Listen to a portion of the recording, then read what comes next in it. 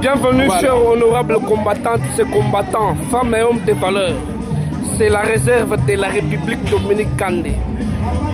Pour Monique Nazanga Mokote de la Papa Nakweti, un tisséquetiste valéré, président sectionnaire à Zagao. Papa Nakweta Tambolé Monte Pas Combat ou à Rotsana Mère, dans mon numéro Azawana. Yende Aza, rapporteur à CDP. Mokonzi, par exemple, parce que nous avons un mobile mobile. Par exemple, parce que nous avons un mobile mobile. Masolé, Zalagana Moutouna. Bon, Makambo est allé raconter à Mokonjambo Kana, ancien secrétaire général Augustin Kabouya, nouveau secrétaire général de Obisi Balola, investi par la CDP, aux alliés vraiment rapporteurs. Bon, bah, Ebisi Bishop Balobi que non, aux on a la carte à permanence, Kabouya Balobi que non, Mokonjada Simanaye. Na ligne éclaircissement clair et magistral na combattant non sur Mokili Mobimba. Par la note que rapporteur à CDP. Dans le Biboui. Par rapport à Masolo Mokonjazwaki, na quelques cadres, il y a parti. Azali Papa, Azali numéro 1, il y a parti parce que le congrès. Là, il y a à ce poste-là, il y a président parti. C'est-à-dire qu'Azali, président Batunyoso. Mais Nathan Likambo Zali, dans le cadre, il y a parti politique. Makambo Sengil ko Kende, Nanzela, il y a Moubeko Ezo Kamba parti, dans ligne na le statut na règlement intérieur. Parce que Tozali, il y a une organisation bien structurée. Et n'a parti l'Obama. Makambo etali par exemple le conflit. Les alliés compétences, il y a CDP à travers la commission, il y a médiation et arbitrage, il y a conflit. Et l'autre, les alliés pénacati, il y a commission de discipline, il y a parti. Oh, les alliés cour suprême, il y a IDPS. Nous tous, ceux qui courent, il y a busé, Katilikam. Les gens qui ont contesté en côté, les alliés peine à recours. Boyebi par le passé, comment Kabound, Jean-Marc est parti, Natangwa Taksaki, alors qu'il était manipulé, Nabanguna, il a taxé le chef de l'État d'être jouisseur. A Taksaki, que non, sous son règne, Mboke Zongi, Sima, tout ça, alors que ce n'est pas lui qui devrait tenir de tels langages contre le chef de l'État et contre la vie du parti.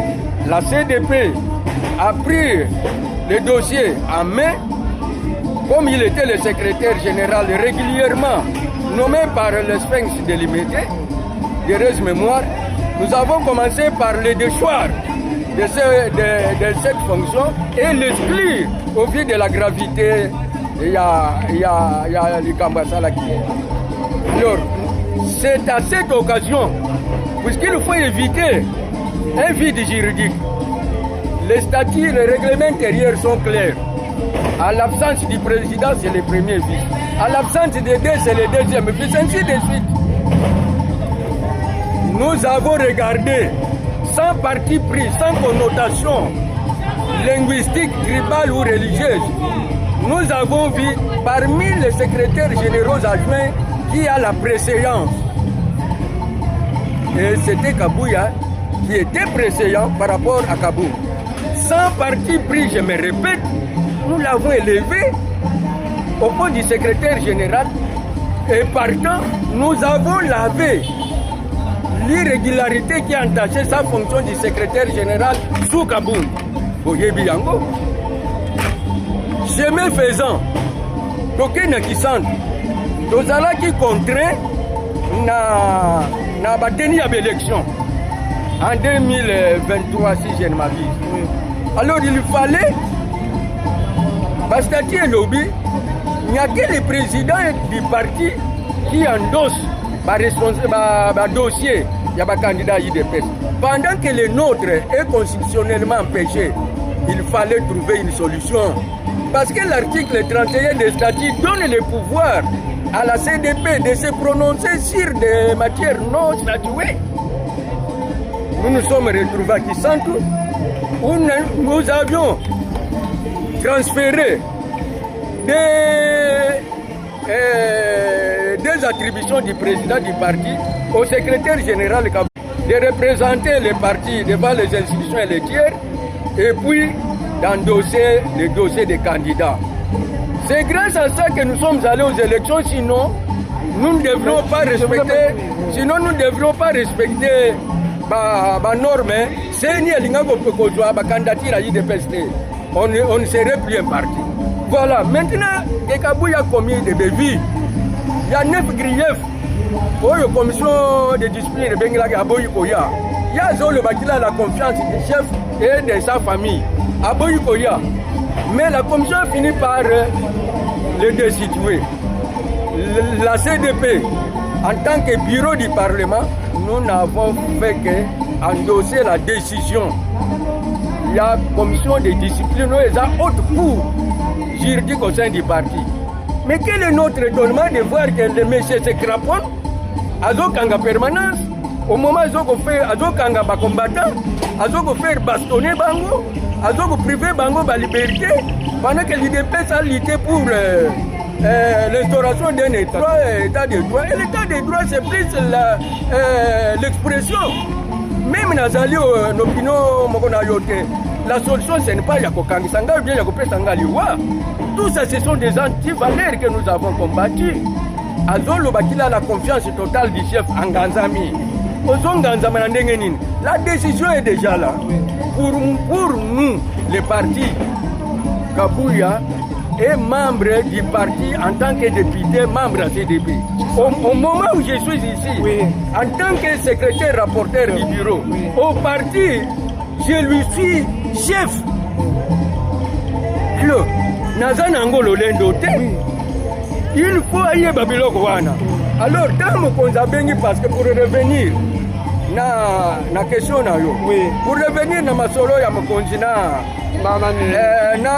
batu ya bengaki d'abord c'est que j'ai déploré présence ya Peter Kazadi parce que c'est le même oyo a contraigné président a violé pour la première fois Bastati après ça Jean-Marc Kabunde ce qu'on a appelé mandat spécial awa pe tang mokonzi azo yamba bango kuna Mission Bapesi Pekakaye a rapproché les deux camps. Moi, je ne vois pas les deux camps.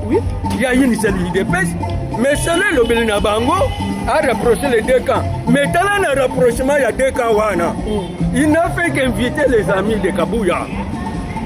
De yo, pendant qu'il était quelque part, à 17h, on le surprend. Ndengi tozom na zobenga yowa yaka komatana sitawo ya mokonza zoze na yo on les prend à dépourvu et mutazana chimis ndengi na zapo levé a pu lever donc azapi na chimis alors kakoke ni na présidence na teni wana te mais contrainte de tindi que il faut comme bon aken kokutana devant une clique ya ba comploteur ce n'est pas normal. Et Bilokoyo, Mokonzatouni, parce que nous avons toutes les informations. Mokonzatouni, est-ce qu'il y a crise ou il n'y a pas crise? Kabouya Lingalo Baboy Mokonzalobi, il y a crise. Ngana Tounio, Kabouya, quelle est la solution à la crise? Yazali Kolobake, moi je vais démissionner au Congrès. Mais à aucun côté démissionner n'a fonctionné. Moi je me pose cette question. Puisqu'il a été déchiré régulièrement, je le souligne. Il ira démissionner au Congrès à quelle fonction? C'est le broglio. Même question Batouni de yo. Quelle est la solution à la crise? Voilà un fils de Tshisekedi Bisso, Tovandina de yo na comité national. Et de yo, c'est le tout premier président fédéral de l'IDPS dans la ville de Bukavu. Du moment fort du Mobutisme. Un jeune monsieur prétend qu'au bétato le naba dinosaure Mobutisme. Le Robaya de l'Obadi n'importe quoi. Bon, à la même question de yo dit la solution c'est l'application de l'article 26, donc il faut que tu aies directoire. Alors que directoire déjà, quand on a il y a un président denga ponaka bato bengaki basi batia directoire wana il faut que CDP investir directoire bakala biso wana banani bazana directoire C'est le secrétaire général à intérim de Yo. Il y a l'actuel premier vice-président de l'Assemblée, Jean-Claude Chilumbaï. Il y a mon président de la CDP, Augustin Banouseya. Batouane Bazagi désigné. À l'absence même, il y a président, il y a CDP, mais pour qu'on donne la passe à la CDP pour les investir, Babanda Moussala, il y a des blocages. Et Kabouya, il y a confiance à chef. Il y a confiance à chef. C'est là la crise. Je termine en disant, le Basali, que non, comité d'accompagnement. Quel comité d'accompagnement? Je pouvais comprendre ce qui est de paix, c'est la structurité. C'est ça. Je pouvais comprendre. Mais au moment où les partis structurés et que les partis n'est pas mués, quand il y a une crise, quel est l'organe habilité à le faire? C'est la CDP, mais souvent, un clic des amis, j'ai dit que Bazali Banda. J'ai dit que Bazali Banda. Et Banda qui s'est dit net biso. Nous sommes formés par Papa Nabiso. Moi, j'ai 2 prisons politiques. La dernière arrestation, on m'a arrêté dans les mêmes circonstances, au même moment avec le docteur Bongo, le tout premier secrétaire général. On nous a mis dans l'auto blindé, on est venu nous garder dans le quartier général à Victoire. Nul n'était là, RFI, nul n'était l'Afrique numéro 1 à l'époque. Le secrétaire général est arrêté, nous on serait morts. Vous ne me connaîtrez plus. Nous venons de lui avec ces partis. On ne doit pas venir détruire l'IDPS à cause de l'amitié. Ça, j'ai dit non. Par rapport à la démarche du chef de l'État, la commission, Kabouya a bénéficié de la matinée. La matinée politique. Donc, à la commission. La matinée politique. Voilà, Moutou Bango Bazon côté là. Yango Moutango, Mbalaboni, Ako Lakisa Mokonzi, vrai face na ye. Premier elo Kasala. Azoko Loba, na Batango Wana, na élection, ouais, Salamaki président Bimaki Mokonzi. Oui. Na lobby, Kabila Tali, na kati ya PPRD, Amoni Moutouté. Abouaki Michel Banda, Amoni Moutouté, Atali Kuna, Amoni président, Amoni président qui a le pouvoir apprécié. Pour Kabouya, le président Félix n'est pas un élu du peuple. C'était désigné de Kabila. Message de mais non, il fallait que l'homme le dessert qu'il le sert. Il faut me conduire Beloko Wana. Wana Kutusima. Natanga Zolba, chaque fois qu'on les bouscule, que l'homme j'ai la confiance totale des chefs et de la maman. Dans la crise, mais c'est l'ennemi. Mais là, sur le bic, non. Dans la crise, mais c'est l'ennemi. Avec Michel, comment on va le bic, non. Parti, jamais, tu sais, dans le baki. C'est l'information qui est partie. Félix Tshisekedi a coupé sa partie na Moutou Ekolo Moutou Bakasaya. Et l'autre, on a eu Yakasa oriental par même Yakasa central. Yoka. Oyo yoki. Oyo Batinyos ba yoki. Et bandi lelo te. Et avant mandat spécial Ebima, il y avait cette question là sur la table. Nandako Yasfeng Sukuna. Balobi. Le parti national. Tondimi. Mais président c'est Koko Kende ailleurs te faut le tika la nabiso. Mais bazoko fongolanda ko déjà ou fongwama parce que le conclave de l'IDPS de 1993 avec le directoire complet à 4 têtes, il avait été décidé le partage des responsabilités au sein du parti. La présidence revient à l'intercaste. Le secrétariat revient à l'interléo. Si moi j'occupe la fonction du secrétaire rapporteur au bureau de la CDP, je représente l'interléo parce qu'il y a 4 postes, il y a 4 interfédéraux. Vous devez savoir. C'est la vérité. Je représente le Bakongo, le Grand Bandundu, Kinshasa et le Congo central. Je suis le représentant dans le bureau du Parlement IDPS Kobengi CDP. Alors, au moment de l'article 3, l'IDPS est un parti national, démocratique, social et laïque. Alors, il y a des gens qui n'ont pas tribalisme finalement. est-ce que soki totikaka bango banda kala bazala na raison wana est-ce que l'IDPS elinga kozala lelo elingo ezala lelo parce que balinga kotia na mokongo na bango kongo bakongolais nyonso. Ça c'est détruire les partis. Et mokonzi alandaka ye te alandaka mpe bato baza na makanisi tribaliste te.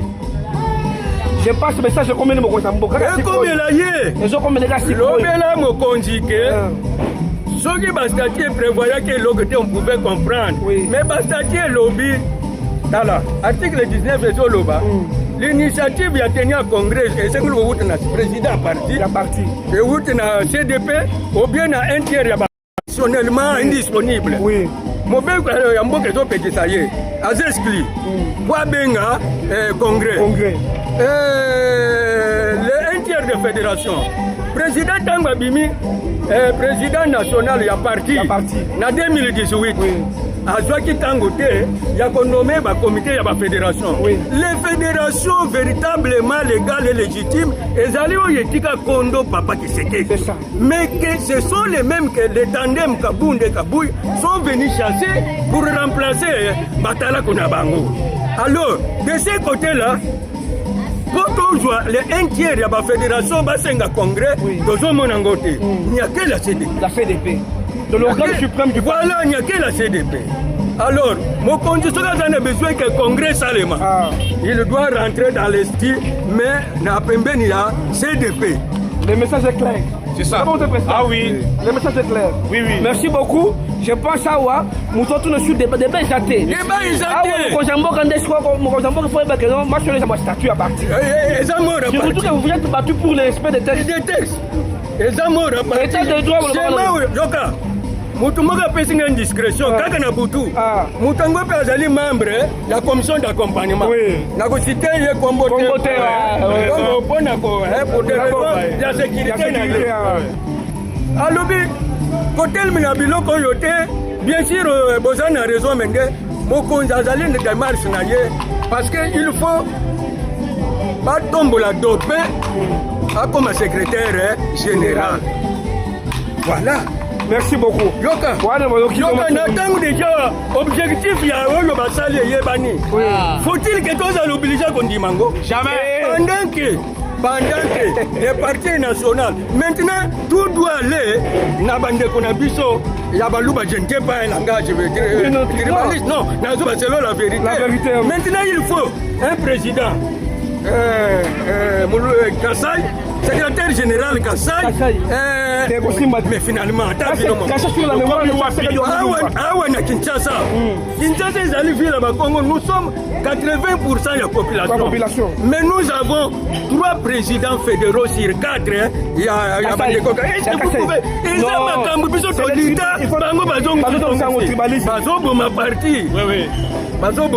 merci beaucoup pour la révélation.